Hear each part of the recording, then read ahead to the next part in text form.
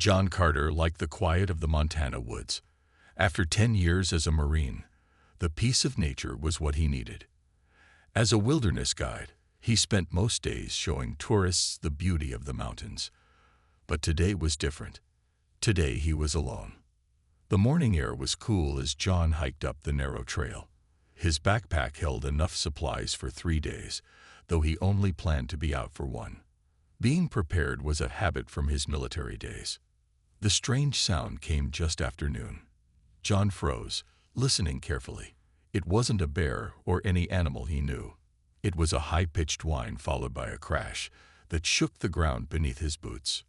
What the hell was that? He muttered, turning toward the noise. Smoke rose from behind a ridge about half a mile away. John's first thought was a small plane crash. He pulled out his phone. No signal, as expected this far into the wilderness. If someone was hurt, they would need help fast. John moved quickly through the trees. As he got closer, he saw broken branches and scorched earth. Whatever had crashed had come down hard. When he reached the top of the small hill, he stopped and stared. It wasn't a plane. The object was round and about the size of a small bus. Its metal skin gleamed with an odd blue-green color that shifted in the sunlight. One side was badly damaged, with what looked like burn marks around a jagged hole. Definitely not from around here, John whispered to himself. He approached slowly, his hand instinctively reaching for the hunting knife on his belt. The hole in the side of the craft was just large enough for him to enter if he wanted to.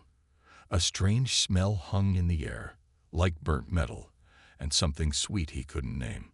John heard a weak sound from inside. Something was alive in there. "Hello," he called out. "Anyone need help?" Another sound answered him, a clicking followed by a weak voice. John took a deep breath and climbed into the craft. The inside was dim, lit only by flickering lights on what must be control panels. And there, slumped in what looked like a pilot's seat, was a creature unlike anything John had ever seen. It was about 5 feet tall with a body that reminded John of both a lizard and a grasshopper. Its skin was a pale blue with darker patches. 6 limbs. 2 appeared to be arms, 2 were legs, and 2 seemed to be smaller appendages near its chest. Its head was oval with large, multifaceted eyes that reminded John of insect eyes. The creature was clearly hurt. A dark blue liquid leaked from wounds on its side, and one of its limbs was bent at an unnatural angle. The creature's eyes focused on John. It raised a shaking hand toward a small device on what appeared to be a control panel. After pressing a button, it held the device up. "Help. Please help." The words came from the device, not the creature's mouth, which moved in strange patterns. "Hunters coming. Will kill me." John stepped back, shocked. You speak English." The device crackled. "Translation matrix. Please. Help. Dying." John hesitated. This was way beyond his experience. But the creature was clearly suffering. "I was scientist. Discovered truth. My people want to hide it." The creature's limbs trembled. "Save me. I promise eternal loyalty. Sacred bond of my people. Never break." "Who's hunting you?" John asked, moving closer despite his caution. "My own kind. Government agents. Will kill us both if they find." The creature tried to move and cried out in pain. The sound was horrible, high and piercing. John made his decision. Marine training kicked in. Wounded ally. Hostile forces incoming.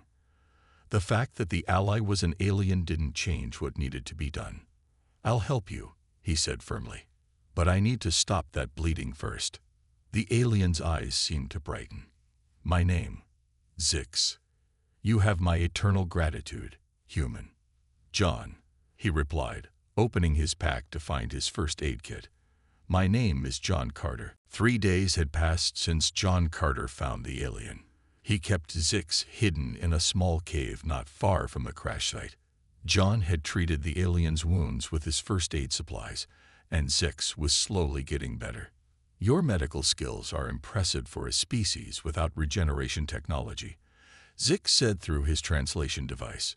The alien sat propped against the cave wall, his blue skin looking less pale than before. "Just basic marine training," John replied, changing the bandage on Zix's arm. "So are you going to tell me why your own people want you dead?" Zix's large eyes blinked slowly. "I am a geneticist. I study how life is built. I discovered something my government wanted to use as a weapon." "What kind of weapon?" "A terrible one." Zix's voice through the translator sounded sad. "I found that humans and my species share a special connection, a genetic marker from long ago." John frowned. "You're saying our species are related somehow?"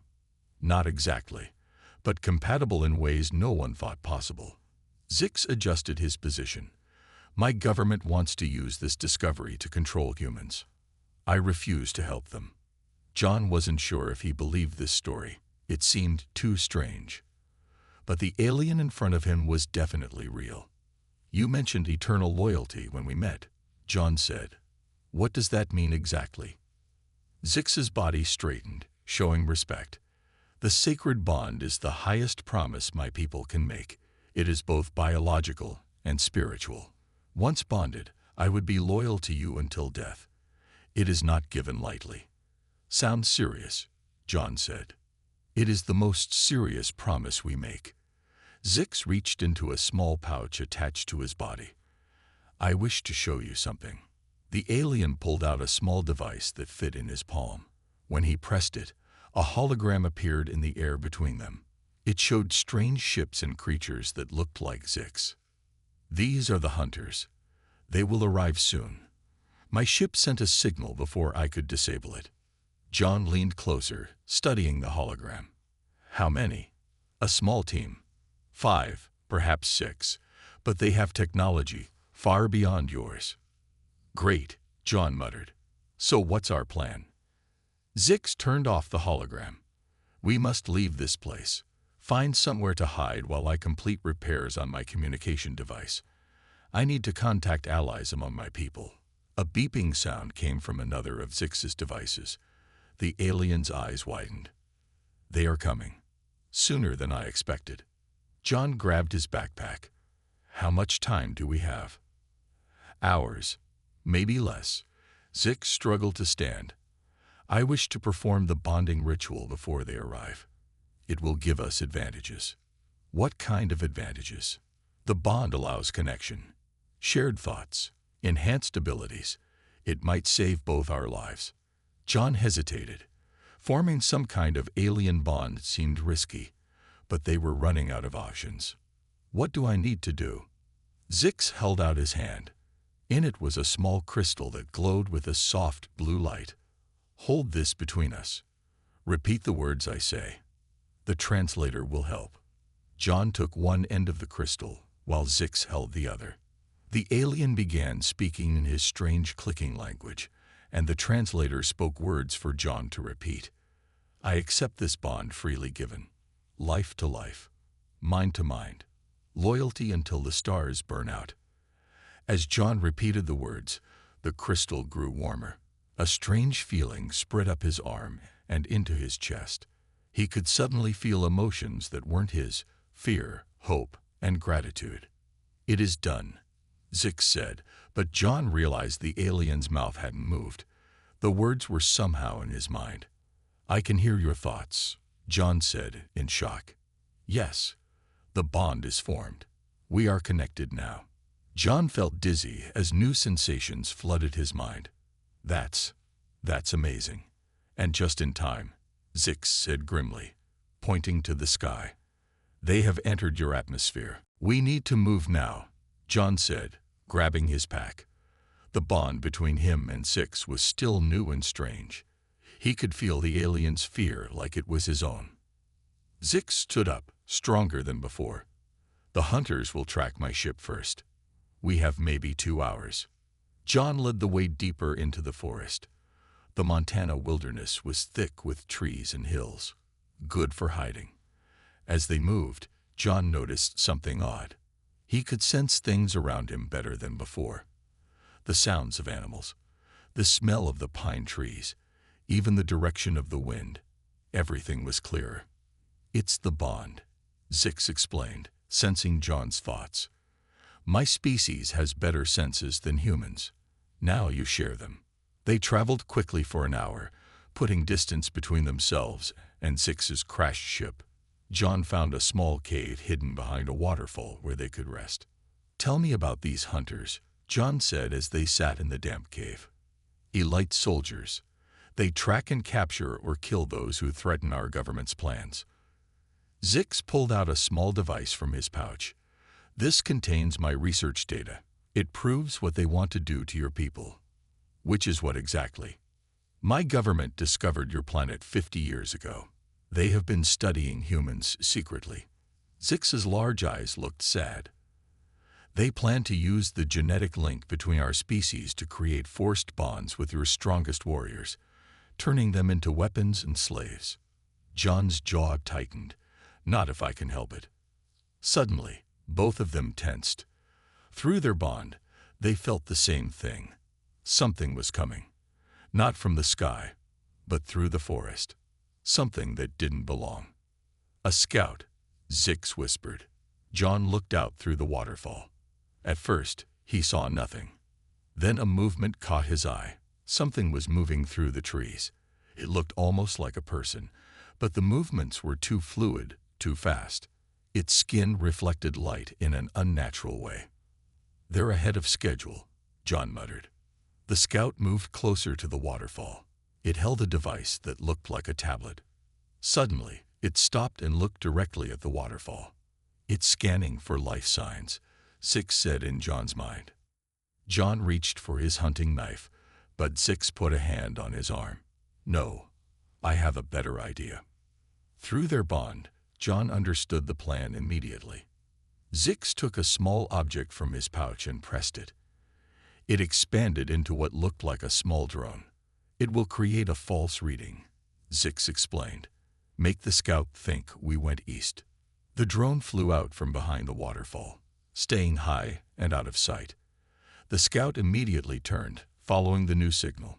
Once it was gone, John let out a breath he didn't know he was holding. That was close, he said. But now we know they're here.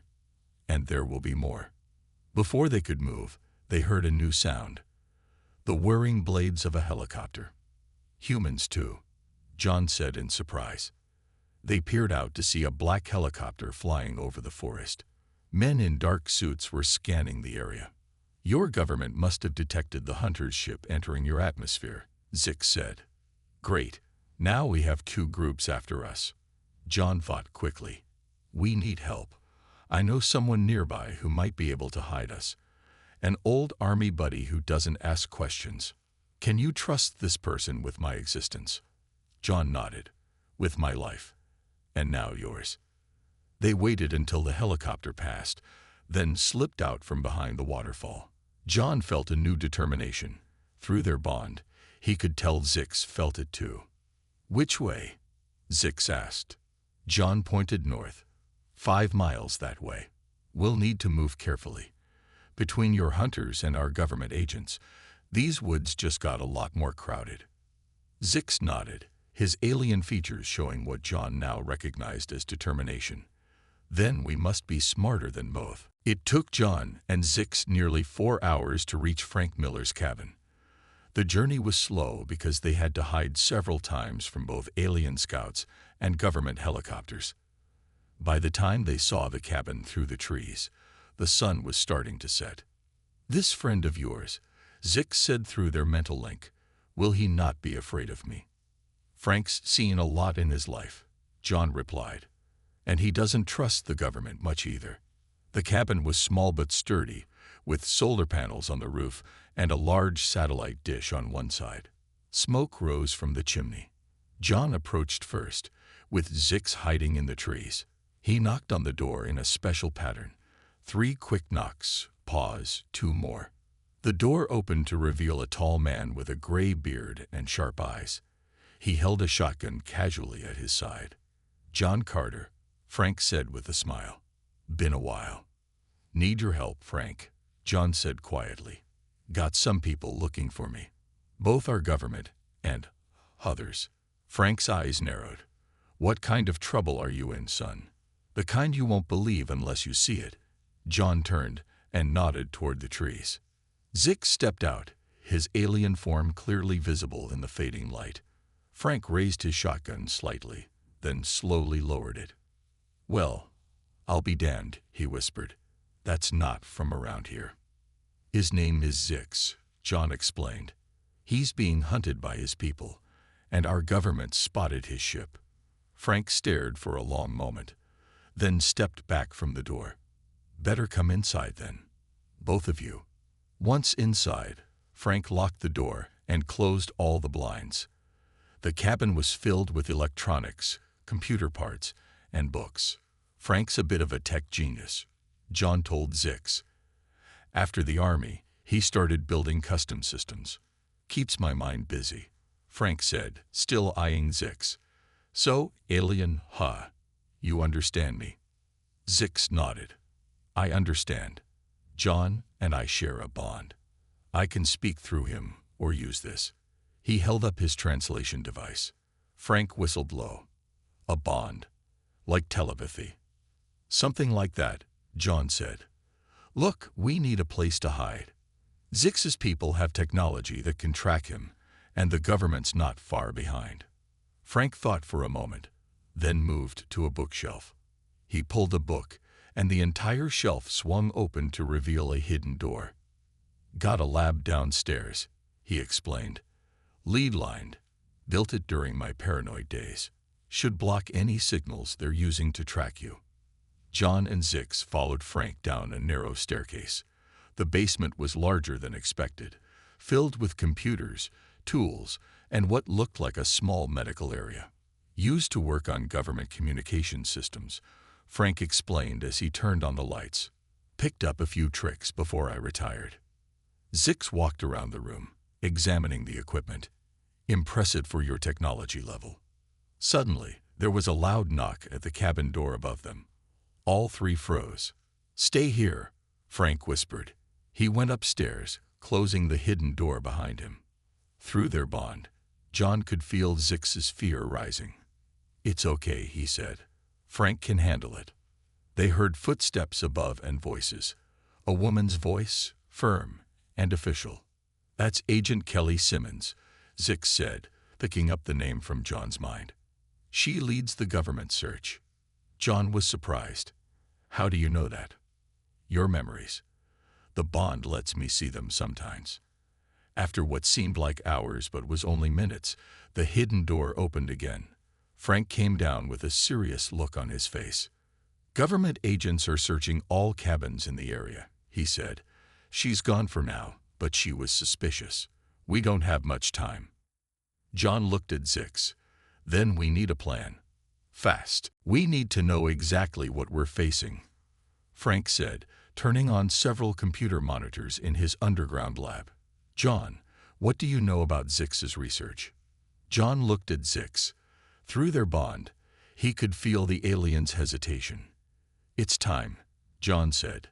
"Tell us everything." Zix moved to the center of the room. "My research was about the connection between our species. I didn't tell you the full truth before." The alien pulled out his small device again and placed it on a table. It projected a hologram showing DNA strands. One human, one alien. 3,000 years ago, my people visited Earth. They took samples from humans. They experimented. Frank crossed his arms. "You're saying your people messed with human DNA?" "Yes, they were looking for ways to improve themselves. My species was dying from a genetic disease." Zix moved his hand through the hologram, changing the image. "They created a special gene and put it in both species." John leaned closer to the hologram. "The bond gene." "Correct. They wanted to create a connection between our species, a way to share strengths." "But why?" Frank asked. "My ancestors believed that humans had something special, something they called adaptive spirit. They hoped to gain this through bonding." John felt a strange sensation through the bond, shame mixed with pride. "The experiments worked," Zix continued, "but they were forbidden by my world's leaders. Too dangerous, they said. The knowledge was hidden, the project abandoned. Until you found it, John said. Yes, I discovered old records in our science archives. I tested the theory and found the gene still exists in both our species. Zix's large eyes turned to John. When we bonded, you felt the change. Enhanced senses, shared thoughts. So what does your government want to do with this research? Frank asked. Create a slave army, Zix said simply. Force bonds on human soldiers. Control them. Use their strength and our technology to conquer both worlds. The room fell silent. John felt anger building inside him. And they're hunting you to get this knowledge. Yes, this device contains all my research. If they capture me, they will take what's in my mind too. Frank moved to a computer and started typing. We need to warn people. The world needs to know. Suddenly, John clutched his head. Through the bond, he felt intense pain. Zix collapsed to the floor. They're here, the alien gasped. Hunters. Close. Frank moved quickly to a cabinet and pulled out rifles and handguns. How many? 3. No, 4. They have tracking devices that can sense me through most barriers.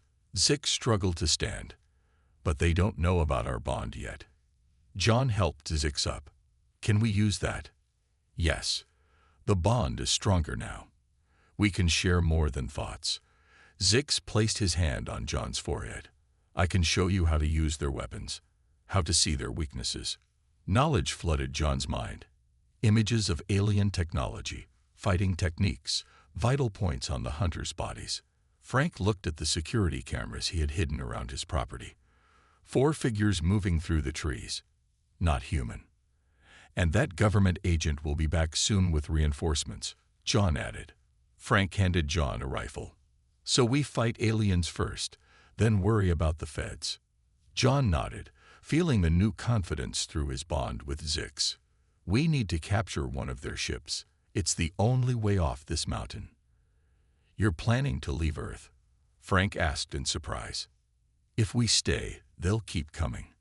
More hunters, more ships. John checked the rifle with practiced hands. The only way to stop this is to take the fight to them. Zix stood taller, strength returning. Together, we can do this. The bond makes us stronger than they expect. A loud crash came from upstairs. They're here, Frank said. John's eyes met Zix's. Time to show them what humans and aliens can do together. The first hunter crashed through the hidden door of the basement lab. It was taller than Zix, with darker skin and armor covering its body. It carried a weapon that glowed with blue energy. John fired his rifle. The bullet hit the hunter, but only made it stumble. Aim for the joints. Zix called through their bond. Their armor is weakest there. Frank fired his shotgun at the hunter's knee. This time, the shot worked. The hunter fell with a high-pitched cry. 2 more hunters appeared at the top of the stairs. They fired their weapons. Blue energy bolts hit the walls, burning holes through metal and concrete. We need better weapons, John shouted, ducking behind a desk. Zix moved with surprising speed to the fallen hunter. He grabbed its weapon and tossed it to John. Use this. Your bond with me will help you understand it. John caught the alien gun. Somehow, he knew exactly how to use it. He fired at the hunters on the stairs. Blue energy shot from the weapon, hitting one hunter directly in the face. It fell without a sound. The third hunter retreated upstairs. There's still one more out there, Frank said, checking his shotgun. We need to get to their ship, Zix said. It must be nearby. John could feel Zix searching through their bond, trying to sense the location of the alien craft. There, Zix pointed. 2 miles west. A small scout ship. Frank moved to his computer. I've got something else we need to deal with. Government vehicles coming up the mountain road. Looks like that Agent Simmons brought friends. John thought quickly. Frank, can you slow them down? Buy us some time. Frank nodded. I got some tricks left from my army days. Road obstacles, false signals. Might give you an hour. That's all we need. John looked at Zix. If we get to that ship, can you fly it? Yes, and with our bond, you can help me. Frank grabbed a backpack and filled it with supplies. Take this, and this communicator. It's secure. I'll contact you when I can. John put a hand on his friend's shoulder. Thanks, Frank. I owed you. Just don't let those alien creeps win, Frank replied. And come back someday to tell me how it ends. They moved upstairs carefully. The hunter who had retreated was nowhere to be seen. It's waiting outside, Zix warned. I can sense it. John raised the alien weapon. Then let's not keep it waiting. They burst out the front door. The hunter was standing by the trees, ready to fire. But John was faster, his reflexes enhanced by the bond. He fired the alien weapon, hitting the hunter in the chest. It fell backward and didn't move. That way, Zix pointed west. We must hurry. They ran through the forest as the sun began to set. John could hear distant vehicles, the government agents getting closer. After 20 minutes of running, they saw it. The scout ship was smaller than Zix's crashed vessel, just big enough for 3 or 4 passengers. Its sleek design shimmered in the fading light. Can we get in? John asked, approaching carefully. Yes. The hunters used genetic locks, but I can override them. Zix placed his hand on a panel near what looked like a door. It slid open. They entered the ship. The inside was cramped but filled with advanced technology. Zix moved to the control area and began pressing symbols on glowing panels. This ship has weapons, Zix said, and a communication system that can reach my homeworld. Your homeworld. I thought we were trying to get away from them. We are, but there are others like me. Scientists who oppose the military's plans. If we can reach them, share what we know. Zix looked at John with his alien eyes. We might save both our worlds. The ship hummed to life. Lights flickered on throughout the cabin. Get ready, Zix said. This might be rough. Through their bond, John felt what Zix was doing. The controls made sense now. As the ship lifted off the ground, John placed his hands next to Zix on the control panel. Together, he said. The ship rose into the darkening sky. Below, they could see government vehicles arriving at Frank's cabin. Where are we going? John asked. First, to orbit. Then, Zix's eyes showed determination. Then we take the fight to my world. The journey to Zix's homeworld took 3 days. During that time, John and Zix grew even closer through their bond. John learned more about Zix's culture and world, while Zix came to understand humans better. We're approaching my planet, Zix said as they watched through the ship's viewing screen. The world below was mostly blue, with patches of red and green land. It's beautiful, John said, and in danger, just like Earth. Zix adjusted the controls. The military leaders have too much power now. They've hidden the truth from my people. John felt Zix's sadness through their bond. So what's our plan? We must reach the Science Academy. My colleagues there will help us.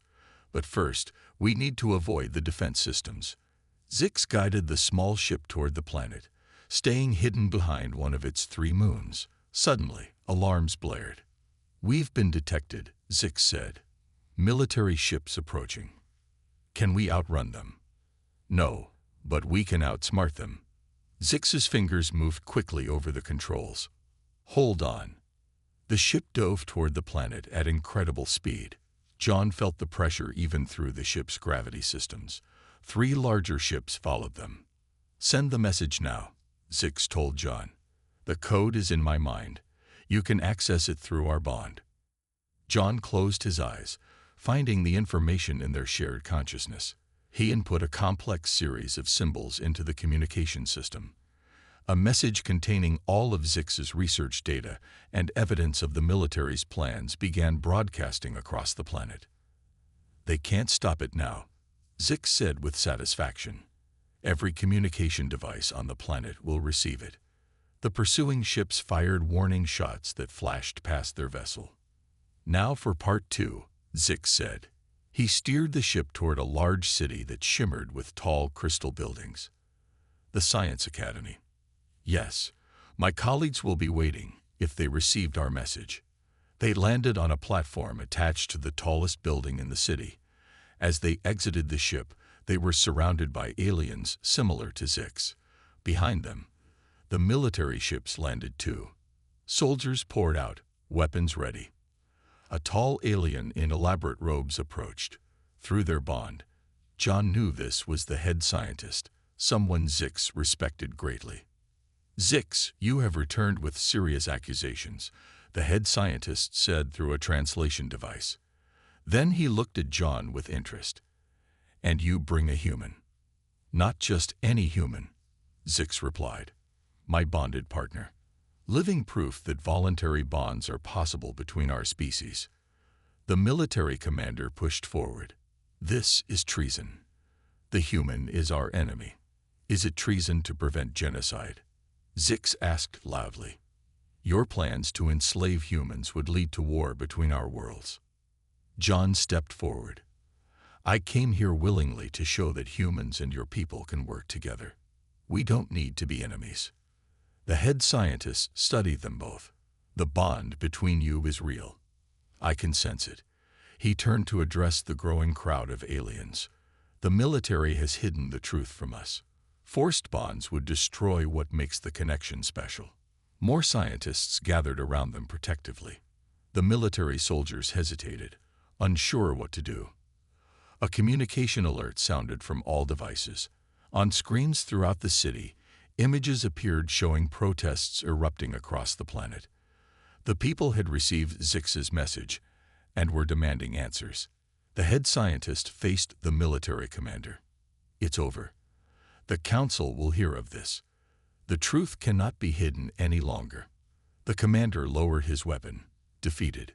3 months later, John stood on the same platform, watching ships land. This time, they carried human delegates, scientists, diplomats, and leaders coming to meet with Zix's people. "The first official meeting between our worlds," Zix said, standing beside John. "All because you begged a human for help," John replied with a smile. Zix's expression showed what John now recognized as happiness, and promised eternal loyalty. "A promise you've kept," John said. More humans with alien partners appeared behind them. The first volunteers for the new bonding program. Each pair represented a bridge between worlds. "Together," Zix said, "we are stronger than we ever could be apart." John nodded. A new alliance, a new future. Around them, human and alien voices mixed in conversation as the two species began to learn from each other, just as John and Zix had done.